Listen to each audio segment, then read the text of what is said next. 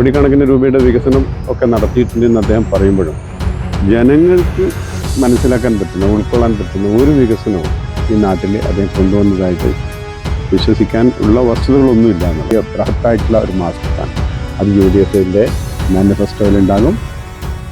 നമസ്കാരം. സ്ഥാനാർത്ഥിക്കൊപ്പം എന്ന പരിപാടിയിൽ ഇന്ന് നമ്മളോടൊപ്പം ചേരുന്നത് അഴീക്കോട് മണ്ഡലം UDF സ്ഥാനാർത്ഥി കരീം ചേലേരിയാണ്.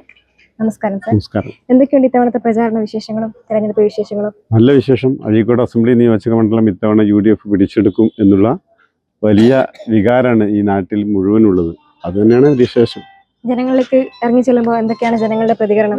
ജനങ്ങൾ കേരളത്തിലെ ഇടതുപക്ഷ ഭരണത്തിൻ്റെ കൊള്ളരുതായ്മകൾക്കെതിരായി ലഭ്യമാകുന്ന അവസരങ്ങളൊക്കെ ഉപയോഗിക്കും, അതിനുവേണ്ടി തയ്യാറെടുത്ത് നിൽക്കാൻ.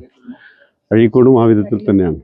ഈ നാടിൻ്റെ സമഗ്രമായിട്ടുള്ളൊരു വികസനത്തിന് UDFിന് മാത്രമേ നേതൃത്വം നൽകാൻ കഴിയൂ എന്നുള്ള അവരുടെ ബോധ്യമുണ്ട്. അത് അനുഭവത്തിൻ്റെ അടിസ്ഥാനത്തിലാണ്. അതുകൊണ്ട് UDF കേരളത്തിൽ അധികാരത്തിൽ വരും. അങ്ങനെ അധികാരത്തിൽ വരുമ്പോൾ അതിൻ്റെ കൂടെ ആ ഭരണത്തിൻ്റെ ആനുകൂല്യങ്ങളും സൗകര്യങ്ങളൊക്കെ ജനങ്ങൾക്ക് വേണ്ടി ഉപയോഗിക്കാൻ പറ്റുന്ന വിധത്തിൽ ഒരു ജനപ്രതിനിധി ഉണ്ടാകണം എന്നുള്ളതാണ് അവരുടെ കാഴ്ചപ്പാട്. ഇത്തവണ സിറ്റിംഗ് MLAയുടെ കൂടി ആയിരിക്കുമല്ലോ മത്സരം. എങ്ങനെയായിരിക്കും അതിനെ വിലയിരുത്തുന്നത്? അത് അത്ര വലിയൊരു ടൈറ്റ് മത്സരമാണെന്ന് എനിക്ക് തോന്നുന്നില്ല. കാരണം അദ്ദേഹത്തിൻ്റെ പ്രവർത്തനങ്ങൾ നന്നായി വിലയിരുത്തിയിട്ടുള്ള ആളുകളാണ് ഈ നാട്ടുകാർ. കോടിക്കണക്കിന് രൂപയുടെ വികസനം ഒക്കെ നടത്തിയിട്ടുണ്ടെന്ന് അദ്ദേഹം പറയുമ്പോഴും ജനങ്ങൾക്ക് മനസ്സിലാക്കാൻ പറ്റുന്ന ഉൾക്കൊള്ളാൻ പറ്റുന്ന ഒരു വികസനവും ഈ നാട്ടിൽ അദ്ദേഹം കൊണ്ടുവന്നതായിട്ട് വിശ്വസിക്കാൻ ഉള്ള വസ്തുതകളൊന്നുമില്ല എന്നുള്ളതാണ്. കുറേ പദ്ധതികൾ അദ്ദേഹം നേരത്തെ പ്രഖ്യാപിച്ചിട്ടുണ്ടായിരുന്നു. പക്ഷെ അതൊന്നുപോലും ഇംപ്ലിമെൻ്റ് ചെയ്യാൻ അദ്ദേഹത്തിന് കഴിഞ്ഞില്ല. ഭരണത്തിൻ്റെ അവസാന ലാപ്പിൽ ഒരു ശിലാസ്ഥാപന കർമ്മം, ഉദ്ഘാടന മാമാങ്കം, ഇതൊക്കെ ജനങ്ങളുടെ കണ്ണിൽ പൊടിയിടാൻ വേണ്ടി തട്ടിക്കൂട്ടി ഉണ്ടാക്കുന്ന കാരണങ്ങളല്ലാതെ ഈ നാട്ടിൻ്റെ വികസനത്തിന് വേണ്ടി ഒന്നും ചെയ്തിട്ടില്ല എന്ന് ജനങ്ങൾ തിരിച്ചറിയുന്നുണ്ട്. അപ്പോൾ ഇനി എന്തൊക്കെ വികസനങ്ങളാണ് ഈ ഒരു മണ്ഡലത്തിൽ നടപ്പിലാക്കാൻ ഉദ്ദേശിക്കുന്നത്? ഞാൻ പറഞ്ഞല്ലോ, കേരളത്തിൽ UDF അധികാരത്തിൽ വരും.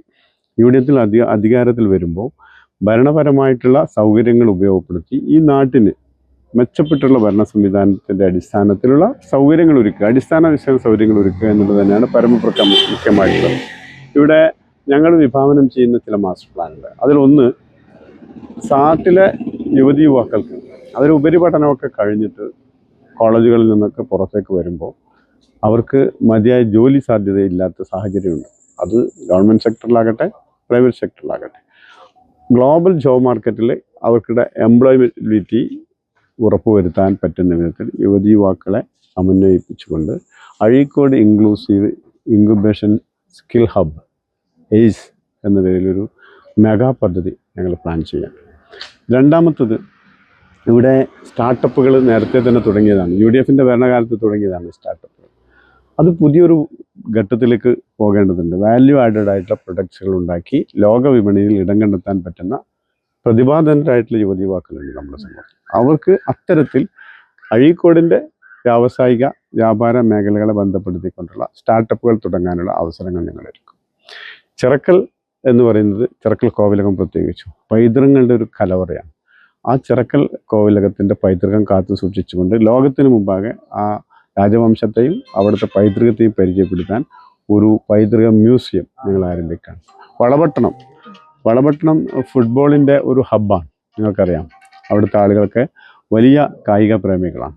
ഫുട്ബോളിന് പ്രത്യേകമായി ഫോക്കസ് നൽകിക്കൊണ്ട് അതേസമയം മറ്റ് കായിക അഭിരുചികളെ പ്രോത്സാഹിപ്പിക്കാൻ പറ്റുന്ന വിധത്തിൽ വളപട്ടണം കേന്ദ്രീകരിച്ച് ഒരു സ്പോർട്സ് അക്കാഡമി ഞങ്ങൾ ആരംഭിക്കും.